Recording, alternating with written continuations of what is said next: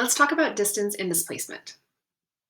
So first and foremost, before we talk about those things, we do have to talk about what vectors and scalars are. So if you've seen the movie Despicable Me, you've probably heard this word vector before. So I want to show you guys this little clip, kind of how Vector introduces himself.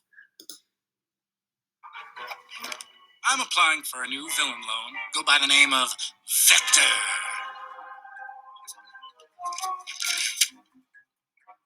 It's a mathematical term, a quantity represented by an arrow with both direction and magnitude.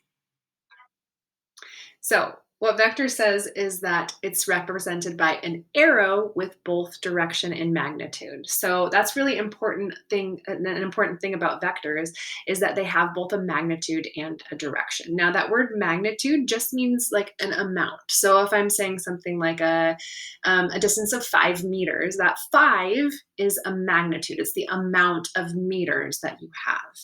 The direction, we could say it's up, down, left, right, negative, positive, north, south, east, west, forward, backward, just a direction that something is going. Now, scalars, on the other hand, are kind of the opposite of vectors. They only have a magnitude. They do not have a direction.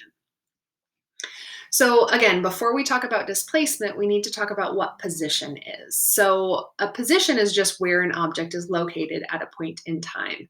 Now for this, we do need a reference point because we want to give a specific position. We don't just want to say, oh, it's to the right. We want to know how far to the right something is.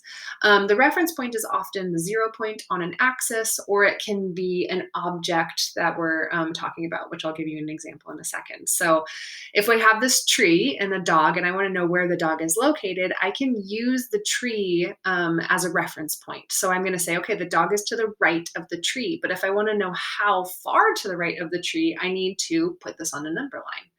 Or measure it, right? So the tree will be my reference point, and that is going to be at x equals 0. And then I can see that the dog is 4 meters to the right of the tree. Now, if I'm using kind of physics terms, I will say that x, the position of the dog, is equal to 4 meters. And that's a positive 4 meters because it is to the right of that reference point. And I say that's the positive direction. Notice how I don't actually put a plus sign in front of the 4, though. It's just 4 meters. Now, displacement is a change in position, which is why it was very important for us to define position before we defined displacement. In physics, we represent displacement as this delta x. Now, delta means change, and you'll see that in physics, in chemistry, in math, all right? It's a very scientific term. It means change. So I have my change in x, or change in position, is equal to the final position, x final, minus the initial position, x initial. So that delta, like I said, means change. That delta x is our displacement. X sub f is our final position, and then x sub I is our initial position. Like I said, displacement, it's a vector quantity, which means, like we learned before, it has both a magnitude and a direction. Only the initial and final positions matter in displacement, nothing in between. So if you start here and you end here, it doesn't matter if you went all the way around and ran around and then came back to your final position. Your displacement is just from your final position to your initial position, this distance right here. The units for displacement are meters. So we might be used to using, in the United States, feet and miles and things like that. In physics, most of the time we use meters, kilometers. We use the metric system in science. So the sign of displacement, like I said, this is a vector quantity, which means that the sign is very important because the sign means it has direction. It gives us a direction, okay? So we get the direction of the displacement from the sign. If the sign is positive, it means that the object moved in a positive direction. If the sign is negative, then it means the object moved in the negative direction. Pretty easy, right? Now, you are going to assign which direction is positive and negative. We usually say that up, north, east, right, forward. We usually say that all of those things are positive. Of course, it doesn't really matter as long as you keep your signs consistent. So let's talk about distance. Distance is going to be the total amount of ground an object covers. So remember when I gave the example of the displacement is only from here to here, but you went all around and then came to this final position? Well, the distance is going to be that whole thing, all that ground you covered. So distance itself is not a scalar, sorry, it's not a vector quantity, it's a scalar quantity because it doesn't have direction. When you went all around like this, you're going all kinds of directions, right? So distance itself does not have direction like displacement does. The displacement here did have a direction, but the distance doesn't. It's just the amount, the magnitude of the ground that you cover.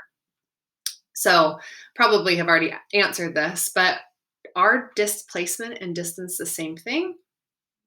No, they're not, okay? They can be if you're going in a straight line in one direction, but most of the time they are not, okay? Here's a little example. If we have a number line right here, and let's say that Monty the Monarch starts at x equals 0, okay? He starts at x equals 0, and then he's gonna go over to the right to x equals 4, and then he's going to go to the left to x equals -4. Now, if we think about the displacement of Monty, remember displacement is just final position minus initial position. So the final position here is our -4. Initial position is just 0. So displacement in this case will be -4 minus 0, or just -4 meters, okay? That negative, oops, sorry, that negative gives us the direction, okay? So the displacement is 4 meters to the left of the origin. Now, if we look at the distance traveled, we can see that if Monty starts at 0, he's going to go up 4 meters. So we have 4 meters total so far. And then he goes all the way down to a -4 meters. All right, so he goes from 4 meters to -4 meters, which is actually 8 meters total. So 4 plus 8 is 12 meters. He covered 12 meters of ground during this whole little, path that he's taken. So displacement in this case is -4 meters. Distance in this case is 12 meters. So that's the difference between displacement and distance.